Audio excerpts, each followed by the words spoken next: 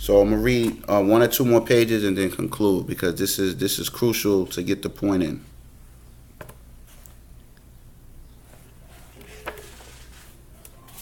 So this one is about Stokely Carmichael.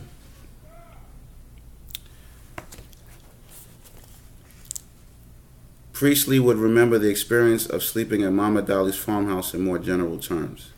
When we slept at night, she said, we felt somewhat protected. It was ironic and ambiguous all at the same time. Developments, now they're talking about an individual in the South that was known for guns. This older lady, she had guns. This was the culture in the South. You don't hear that about the nonviolent movement. You don't hear that about Martin Luther King. You don't hear that about blacks in the 60s. And even before that, they're after World War II. You don't hear the role of guns in black movements. Guns in general with movements are important.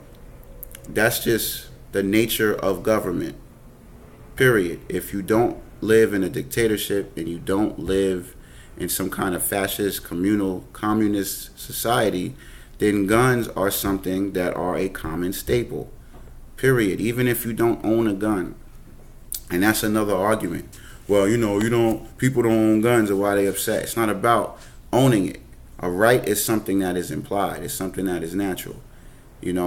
I have a right to use it if I want to. I don't have to use it. And that's what has to be distinguished. You don't have to have something that a right grants you in order for it to be in effect. That's a ludicrous argument. Rights are just that. They are something that you reserve the ability to enact or use when you feel necessary to use it. That is the purpose of living. That's what makes this country great. That's what makes someone want to be a patriot, is that we have more rights where we live than other places.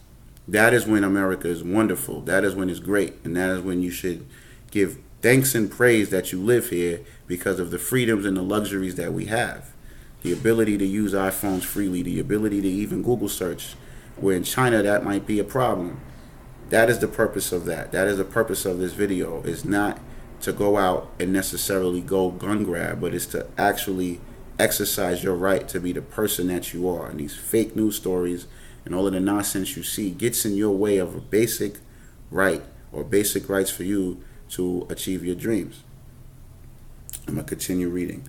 When we slept at night, she said, we felt somewhat protected. It was ironic and ambiguous all at the same time. Developments such as these were indeed ambiguous. The ideal of nonviolent struggle had driven Sherrod and most of that first small group of students to leave school to work full-time with SNCC, with one or two exceptions. John Lewis was one, James Bevel another. These students were products of the urban South.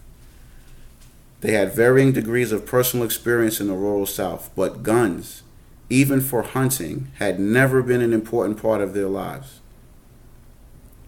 Their earliest movement activities centered on protests against segregated public facilities, and the great majority of those protests occurred in urban areas, where guns were rarely a factor, and any violence the activists might have experienced, white mobs seemed to prefer fists or clubs.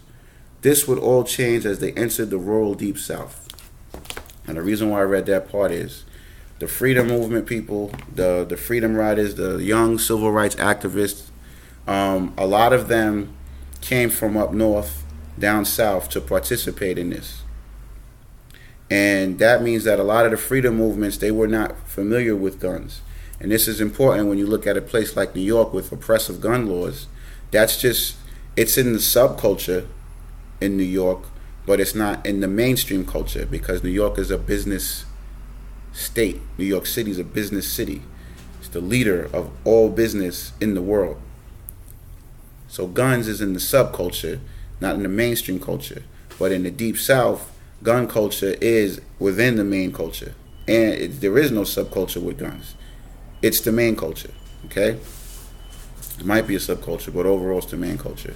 So I read that to show that John Lewis was one of the few people outside of those individuals, because he was from the South, so he knew about gun culture, grew up in it, seen it. So the fact that this man is now being used to help restrict guns is clear evidence that this is something that was staged, it was pre-planned, and the psychological effects are known when you see a civil rights man who was a master at sit-ins, who was an enemy of the government. If that person can now wake up and say, please, we need to get rid of our guns, then that is telling the American people that what's wrong with you if you disagree. And this is what happens when you talk about this issue. What's wrong with you? People are dying. The reason why these issues are so hard to convey is because you have to look at the context of everything. Once you understand that a lot of these incidents are either didn't really take place, or if people did get killed, they were killed by individuals trained to kill, programmed to kill at a certain time. Let me say that again. These stories, either people did not get killed and these were filmed in drills that was pre-recorded, and I'm going to show that in the next video with legal evidence. It's all about sources, patterns and symbols, facts. Or if they were killed by individuals who were trained to kill, programmed to kill, and are triggered to wake up and carry out a mission once they see or hear certain cues and triggers in order for that to happen. For instance, if I see this book, right? If I'm trained, programmed over a certain amount of time, that when I see this book, okay, I'm going to carry out something, kind of like a Pavlov situation, Pavlov's dog. Whenever this book is presented at the time in which I was trained to see it, in the context in which I would, whatever I was programmed to act out on, I'm going to carry out. This is how your killings happen. And part of that is once the mission is done, you are to kill yourself. Okay? I'm going to show all of these. It can't do in one video. It'll be like 20 hours. So that should be in a series of videos.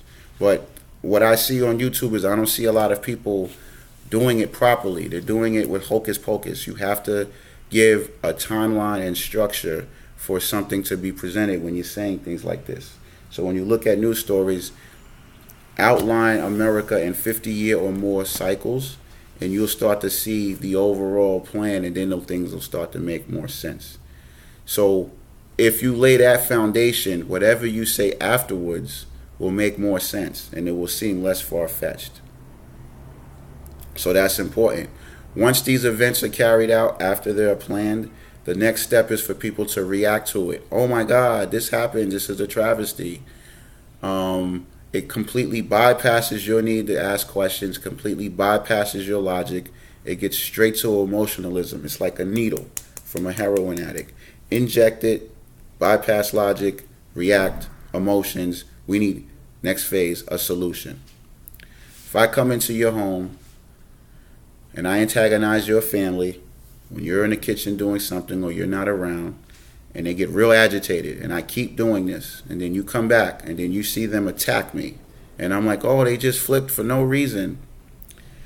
They lost it. You're automatically going to say, because you know I don't have a habit of doing that, you're going to go and say, what's wrong with them? But you're not seeing that I attacked them for all of this time. This is what's going on. Problems are orchestrated.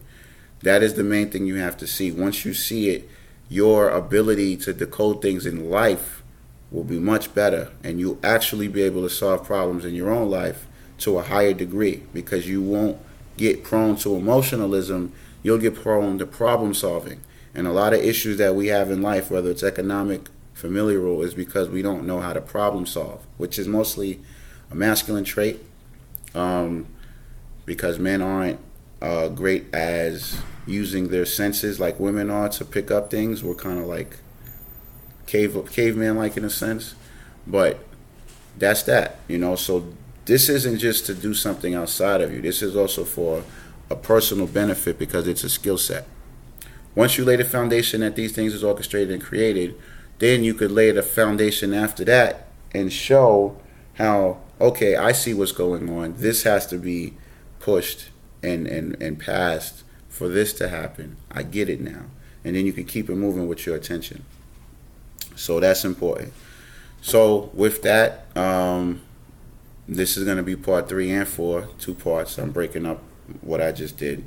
But part 5, look out for part 5 when I actually show the legal history of how these things are staged, how the media manipulates.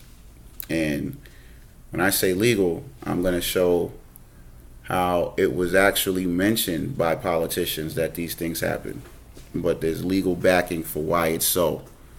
So that's next. So thank you again. I greatly appreciate it. Keep the comments coming and the emails. Any suggestions for videos anybody has, let me know, because there's a lot of things to discuss. Look out for another video about the right to privacy, Hulk Hogan, and venture capitalism and the legal system.